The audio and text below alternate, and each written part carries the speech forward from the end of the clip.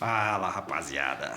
Então, aí agora esse vídeo que eu estou gravando hoje aqui, né, ele está diretamente correlacionado com o vídeo anterior que eu postei aí, se não me engano, semana passada, falando sobre um resumo, né, um comentário sobre o texto de Gisli Lipovetsky, não sei se é assim que se pronuncia, A Era do Vazio, ensaio sobre o individualismo contemporâneo, se não me engano é esse o título do livro exato, né? Eu gravei aquele vídeo porque eu havia relido um resumo que eu havia feito do texto, né? Então fazia sentido gravar aquele vídeo. Eu já havia dito uma vez aqui que esses vídeos aqui eu gravo mesmo a título de interesse próprio mesmo, porque eu leio algum texto e decido gravar um vídeo, até mesmo como modo de fixação e tal, né? Mas o de hoje aqui é diferente, ele está diretamente correlacionado com o vídeo anterior, mas eu decidi gravar esse vídeo porque um rapaz que eu conheço aí, um colega, perguntou por que eu não faço um vídeo sobre a vitória de Donald Trump, né? Na verdade, ele é bem conservador, era bolsonarista, não sei se é ainda, né? Então ele até ficou bem feliz com a vitória de Trump lá e queria meio que, e aí, Trump venceu, faz um videozinho falando sobre isso. Bom, na verdade, eu não gravo vídeo sobre notícia assim, né? Porque você tem que estar sempre muito bem informado para gravar esse vídeo, para falar com propriedade, né? E dá muito trabalho, cara.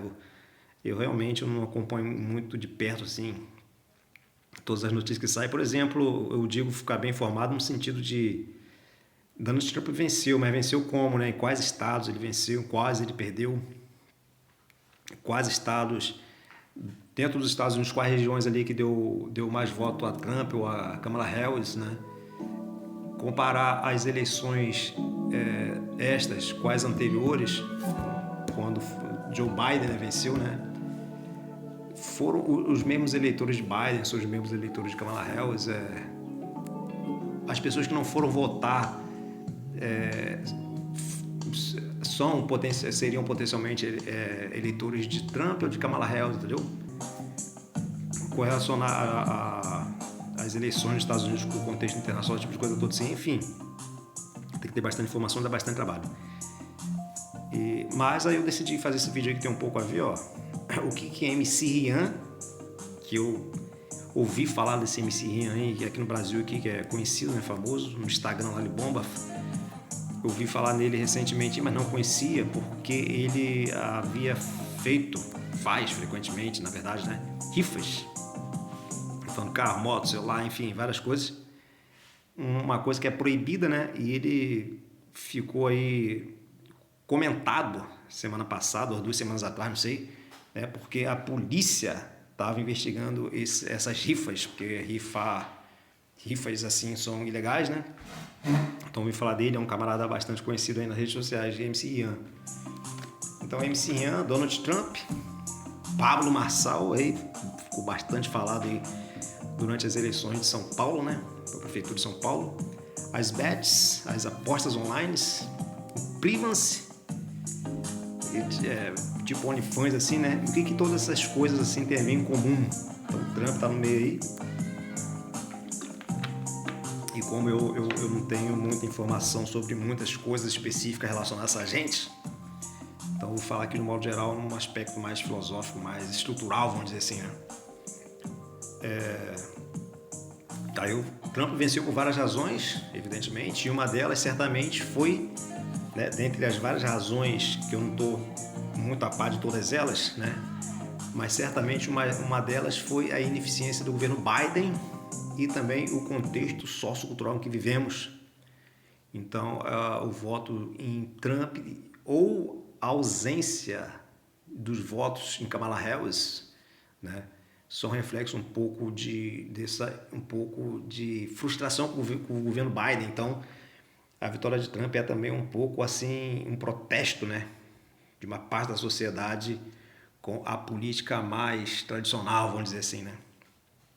Tal como aconteceu aqui no Brasil com o Bolsonaro, tal como quase aconteceu com o Pablo Marçal em São Paulo, como poderá eventualmente vir ocorrer em 2026, né? Vai depender aí do desfecho do governo Lula, esse tipo de coisa toda.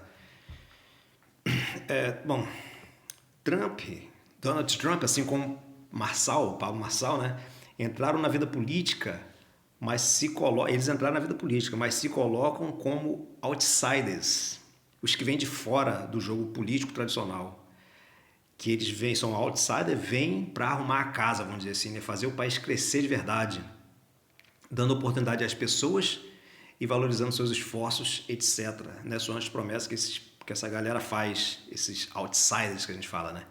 Donald Trump tá aí com a palavra de ordem agora aí a América grande de novo, né? Fazer a América grande de novo. Great America Again, negócio assim. Então, né? Então, Paulo Marçal tem essa mesma promessa aí, ó. Eu vim de fora da política, não faço parte do jogo tradicional, então eu venho para organizar as coisas, para fazer o negócio valer. Então, eles são ou se apresentam como representantes dos vencedores do capitalismo e defensores do verdadeiro liberalismo. Isso é importante, né?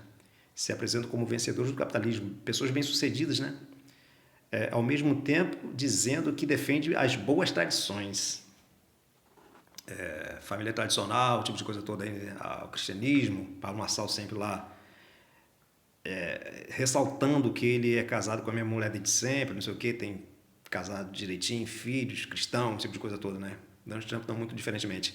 Então, esse contexto em que vivemos de valorização das iniciativas individuais, do empreendedorismo heróico, da meritocracia e da estruturação narcisista das personalidades individuais. Então, gente, o vídeo que eu falei anteriormente foi sobre a estruturação narcisista das personalidades individuais, né?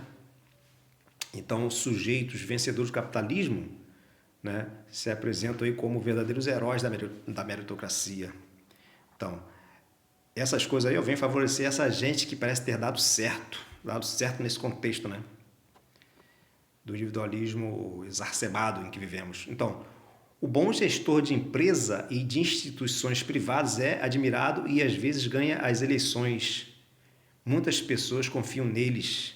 Já os influencers, que não é muito diferente desse povo, né? Como os pessoal que bomba aí no Instagram, no Twitter, no X agora, né?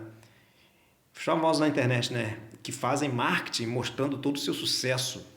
Ganham admiradores, seguidores, né? E daí pode ganhar mais dinheiro vendendo, seja lá o que for, vendendo ou rifando, né? Sorteando, vendendo rifa. E daí ostentarem ainda mais, ganham mais dinheiro, ganham mais seguidores, ostentam ainda mais, chamam mais atenção, ganhando mais seguidores, né? Se apresentando aí como sujeitos, indivíduos capazes de se destacar, né, gente? É aquilo que falei no vídeo anterior, dessa tendência à desvalorização dos espaços públicos, a fragmentação do senso de cidadania, desconfiança e, às vezes, ironização da democracia. Essa palavra, eu não sei se existe, né? Ironizar, né? A gente desconfia e ironiza a democracia muitas vezes. É aquele lance da política tradicional lá, né? Que as pessoas já vêm com certo rancor. Então, esse tipo de coisa assim, ó, possibilita que as pessoas passem a contemporizar com propostas de rupturas democráticas. Propostas de rupturas democráticas não causam tanto espanto, já que a democracia está meio que em descrédito, de certa forma, pelo menos diante de algumas pessoas, nesse contexto no qual estou falando aqui, né, rapaziada? Então, nossa admiração por homens como Trump, Elon Musk, Pablo Marçal, pode expressar nossa atuação pelo individualismo agressivo e a aversão à chamada política tradicional partidária. Em sociedades competitivas, porém marcadas por profundas desigualdades, a questão da desigualdade é importantíssima, né? Então, em sociedades competitivas, porém marcadas por profundas desigualdades, uma compreensão rasa da realidade social pode nos fazer ter uma admiração quase mística por esses tipos de sujeitos que se destacam pela riqueza, pela esperteza e pela agressividade. Agressividade vista como expressão de força e determinação, qualidade que os faz vencedores nessa selva social, onde apenas os melhores se destacam e o resto é só uma massa deprimente lutando pela vida, ao mesmo tempo em que alimentando um estado parasitário. Então essa ideia aí do estado como inimigo, né? Também muito comum nessa época. Nossa cultura, né? Então, facilmente nos esquecemos que vencer no capitalismo muitas vezes significa passar por cima dos outros, ser durão e não ter piedade com os concorrentes, etc. Aliás, os outros são quase sempre concorrentes, rivais. São mais do que concorrentes, né, rapaziada? Muitas vezes são rivais. Por outro lado, é difícil reconhecer que o Estado e o dinheiro público foi, no fim das contas, sequestrado por interesses particulares. O que ocorre é isso aí, né, rapaziada? Interesses particulares tomando conta do Estado e do dinheiro público. Não tem como correr disso. Então, são capitalistas quem, afinal, conseguem controlar o funcionamento da máquina pública de acordo com seus interesses privados. A política tradicional é uma expressão de uma certa ideologia burguesa também, não se enganem, né? Ocorre que instrumentalizado pelas elites, né? Para não ficar meio problemático assim, tanto elites econômicas, que têm lá seus representantes na política, como também os chamados políticos tradicionais, que estão intimamente vinculados a interesses particulares que atuam fora da política, né? No Brasil, por exemplo, a gente tem a elite agrária, que aqui tem os seus representantes na política, que a gente chama a bancada do boi. Tem a bancada do boi, a bancada da bala, né? A bancada da Bíblia. Tem certamente a bancada do mercado financeiro, lá de São Paulo, da Faria Lima, né? Haja visto que o problema nosso da dívida pública aí, o problema seríssimo, não se resolve. Por quê? Porque o pessoal que tem muito dinheiro aplicado em dívida pública não tem interesse em acabar com isso, né, gente? Então, é nesse sentido que esses interesses particulares dessa gente muito rica acaba instrumentalizando o Estado de acordo com seus interesses, né? Então, ocorre que em nossa cultura cristã, a figura do Salvador, do Messias, um personagem, uma entidade que tem vida ativa em nosso subconsciente. A gente vive numa cultura cristã e por mais que a gente não seja particularmente cristão, né? A figura do Salvador, do Messias, por a gente estar imerso nessa cultura, né? Acaba sendo um personagem aí que faz parte do nosso subconsciente e tal, né? Até ateu aí, o famoso pirula aqui na internet, que ele é ateu, mas muitas vezes ele fala assim, pelo amor de Deus, Deus me livre, né? Enfim, é a expressão de como que a nossa cultura faz parte da nossa vida mental, vamos dizer assim, né? Então, a figura do Salvador, do Messias, se transfigura, né, nesses sujeitos, nesses mitos humanos que são alçados à categoria de salvadores do povo ou da nação. Então, nós cristãos, que gostamos muito da ideia de um salvador, né, facilmente tendemos a ver figuras como Donald Trump, Jair Messias Bolsonaro, Pablo Marçal como salvadores. Ainda que a gente não declare isso abertamente, mas isso está lá no nosso subconsciente, né, rapaziada? A gente acaba vendo essa gente desse modo, mesmo sem ter muito consciência clara sobre isso. Então, o paradoxo é que muitos dos nossos messias mundanos, contrariamente a Jesus Cristo, né, nossas figuras mundanas são figuras que ostentam uma vida de luxo ou que, sabe-se, têm dinheiro suficiente para viverem muito mais confortavelmente do que a maioria da população, né? O Pablo Marçal aí se gabou várias vezes aí de que ficava dando voltas sobre São Paulo de helicóptero, por exemplo, né? Enfim, é o nosso messias da ostentação, vamos dizer assim, né? Então, temos vivido numa cultura muito individualista, onde as pessoas admiram os indivíduos notáveis e ficam cegas para tudo que é coletivo.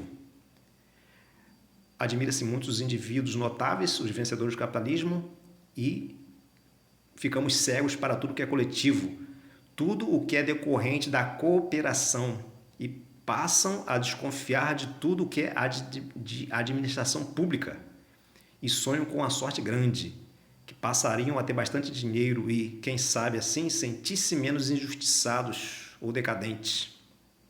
Desconfiamos de tudo que é público, né, gente? Perdemos o senso de democracia, sonhamos em ganhar bastante dinheiro, não pouco, mais do que o necessário para sobreviver, vamos dizer assim, né, para ostentar alguma coisa. E para quem sabe, se assim, sentir-se menos injustiçado ou menos decadente. O trágico é que em sociedades marcadas por profundas desigualdades sociais e com forte valorização do individualismo e da meritocracia, há um grande número de pessoas frustradas e estressadas, sobretudo aquelas que estão nas escalas mais baixas das hierarquias, que estão, portanto, mais propensas a não apenas adquirirem hábitos nocivos, como o vício em álcool ou cigarro, como também em apostas ou atividades similares. Então, é aquilo, né? Uma sociedade que valoriza as iniciativas individuais e tende a ter grande admiração por vencedores do capitalismo, gente rica que ostenta esse tipo de coisa toda, né?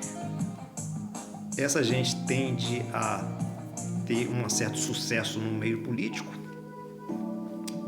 e também nas redes sociais, né? E essa gente aproveita para ganhar dinheiro com propagandas e também com atividades muitas vezes ilegais, né? Gente aí que vende, faz rifa, por exemplo. Gente que faz propaganda para apostas, bets, né? E bets também está tudo relacionado aí, porque a gente numa sociedade, numa cultura dessa, que é pobre, a gente se sente frustrado e tenta se redimir, né? Pelas apostas, quem sabe ganhar um dinheiro e se tornar assim alguém menos insignificante, né? Aí o que eu vou dizer aqui no último parágrafo, enfim, em sociedades marcadas por profundas desigualdades sociais, a desigualdade social é uma desgraça, né, gente? Em sociedades marcadas por profundas desigualdades sociais e onde predomina uma cultura narcisista e meritocrática, o anonimato, a falta de destaque profissional e a pobreza, e sobretudo a pobreza, são pesados estigmas sociais dos quais é preciso se livrar. Se livrar ganhando dinheiro, seja pelo trabalho, né? A gente quer se livrar das hierarquias sociais, das camadas mais baixas da hierarquia social, né? Ser invisíveis, né? Ganhando dinheiro, seja ganhando dinheiro por meio do trabalho, se prostituindo de alguma maneira, se prostituindo no sentido de fazer propaganda de casas de apostas pilantras, né? Seja vendendo conteúdo adulto, né? Vendendo foto nua ou vídeos, transando, esse tipo de coisa toda, né? Prostituição tradicional, seja prostituição ali se vendendo, corrupção, né? O cara que comete corrupção se prostituiu por dinheiro de alguma forma, né? Ou a gente ganha dinheiro desse meio ou depositando esperança na sorte, seja em apostas, seja em investimentos financeiros. Os famosos trades, né? As pirâmides financeiras aí, esse tipo de coisa toda aí, né? Muita gente cai fácil em golpes aí porque a ânsia de ganhar dinheiro é tanta que às vezes o senso crítico, a desconfiança fica até meio para trás, fica de lado, né? Ou também a gente busca consolar-se pela via do esquecimento, entretendo-se em telas, né? Principalmente celulares aí, né, rapaziada? Essa nossa vida difícil e essa nossa frustração favorece o nosso desenvolvimento de vício em telas ou a gente anestesiando-se com substâncias, drogas diversas, além de muitas outras coisas mais que poderia fazer parte da anestesia da vida. Vários modos de se anestesiar a vida, né, rapaziada? Enfim, isso aí, não sei se deu para compreender o que eu quis dizer. É isso aí, tamo junto. Se inscreve, deixa o like, tamo junto e é nóis.